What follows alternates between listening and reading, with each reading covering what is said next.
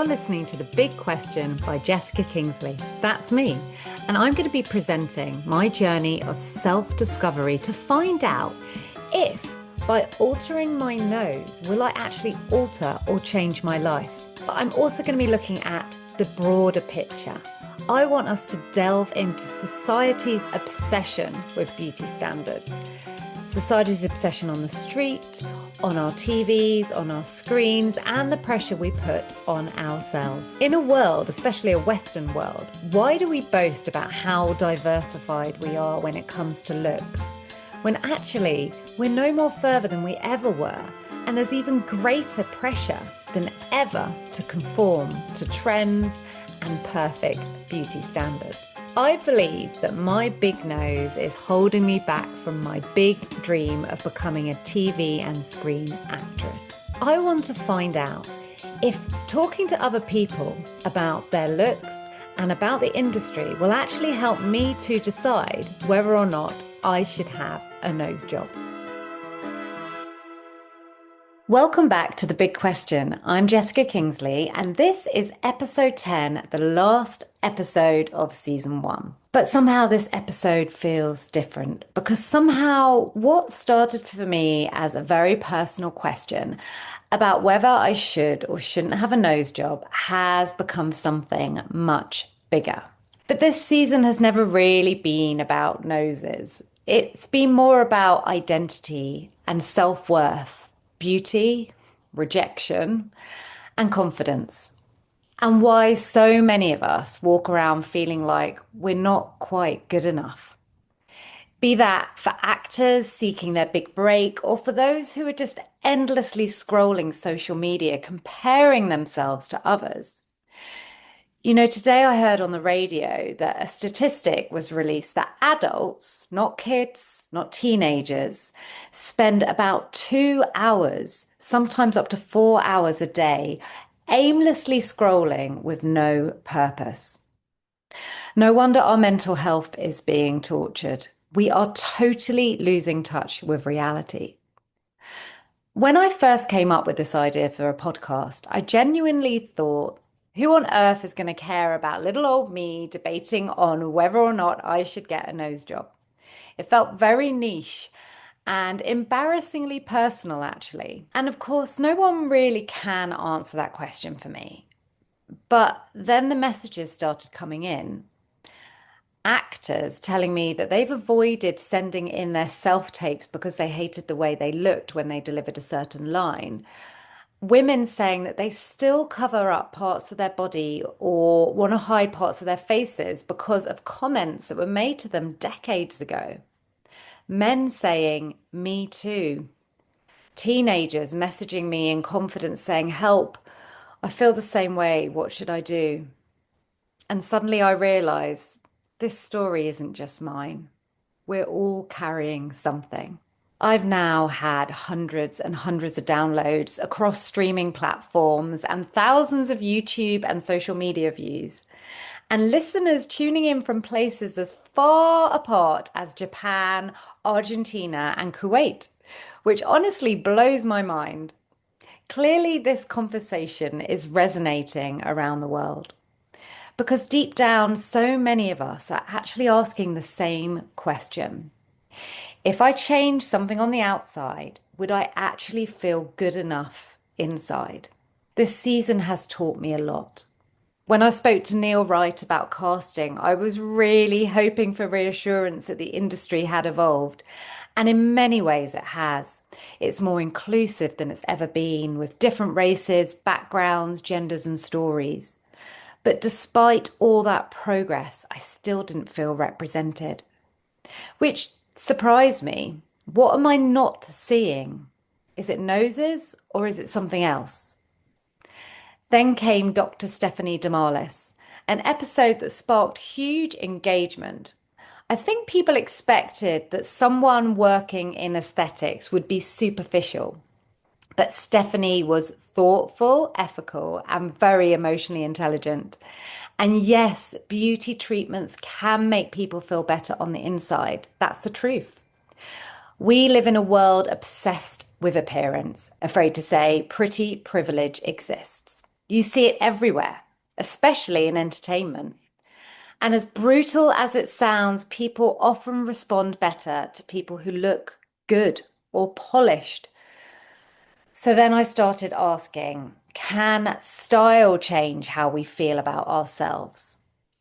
Which led me to interview personal stylist Abby Wood.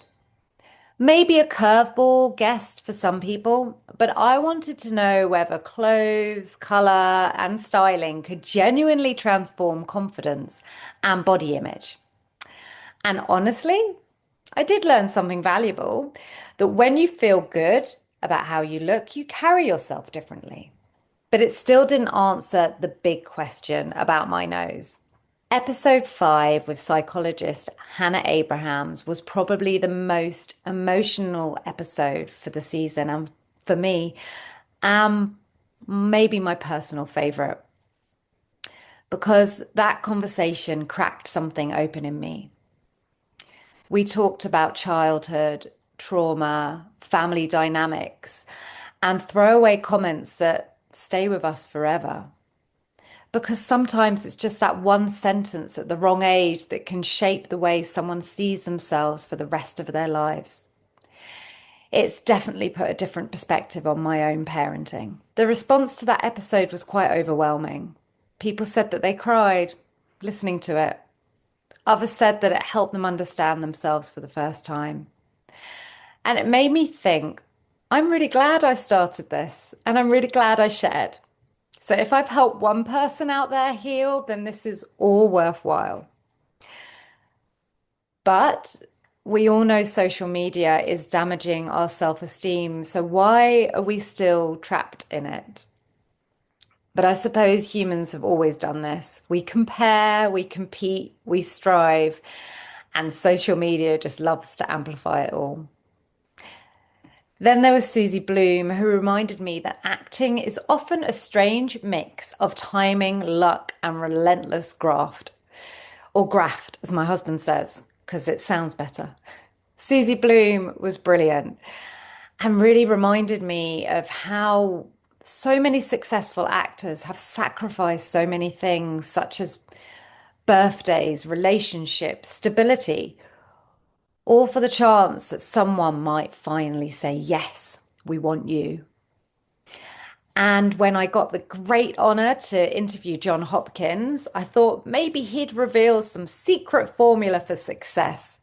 But instead, once again, I heard the same themes: sacrifice, insecurity, compromise, and typecasting. Even successful actors carry hang-ups. Then came Daryl back, who confirmed some of my fears about the industry and probably added a few more to it.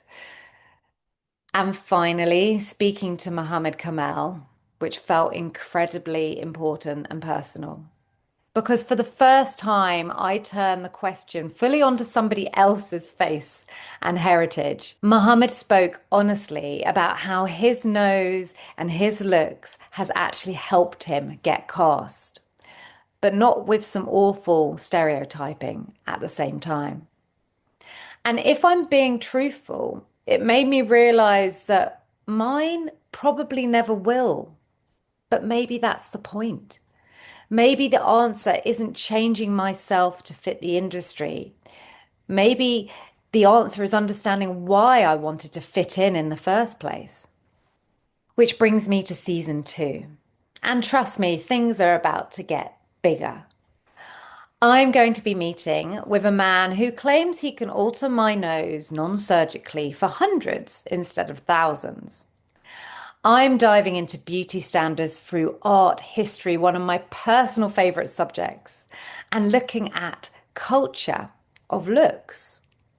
I want to explore the ethics of cosmetic surgery, religion, identity, and ancestry. If God made us in his image, then surely it would be blasphemous to change ourselves. And anthropologically, what does my nose actually say about my heritage? If I changed it, would I be erasing my history? Whitewashing something ancestral to me? What would my ancestors think? And what happens when my future grandchild, perhaps, suddenly inherits grandma's old nose? Or would I be perpetuating the Hollywood trend of hot washing? A term my friend introduced me to recently, which is a reference to adapting complex, often gritty and deeply flawed literary characters by casting them conventionally with highly attractive or hot actors to play them. Think the recent adaptation of Wuthering Heights with Margot Robbie and Jacob Elordi. These are the questions I want to keep exploring. I'll also continue to talk to actors, creative, and experts about what helps people succeed and what quietly holds them back. Also, as someone said to me, maybe I'm believing my own negativity and manifesting rejection in my acting and blaming my nose for it. So, I've been trying to manifest a more positive attitude. I got some new headshots done by the wonderful Miriam Pancheva, who helped me see that my midlife beauty was there still, which I couldn't see anymore because possibly I was so fixated on my nose. Armed with some new photos, it led me to coin a new phrase that perhaps is not a midlife crisis, but a midlife creativity. A time for me rather than for others, a time for me to share and grow. And I have actually had more castings and interest. So I'm manifesting with all my might. So if you've been listening, sharing, messaging, or supporting this podcast in any way, thank you. This journey has been far more emotional, revealing, and meaningful than I ever expected. And I want to give a huge thank you to my producers, Gia and Sam at Sad Face Media, who haven't just edited this podcast, but genuinely have supported me through the process, giving me honesty when I needed honesty, encouragement when I needed encouraging, and patience when I needed a break, and helping me shape this strange little idea into something real.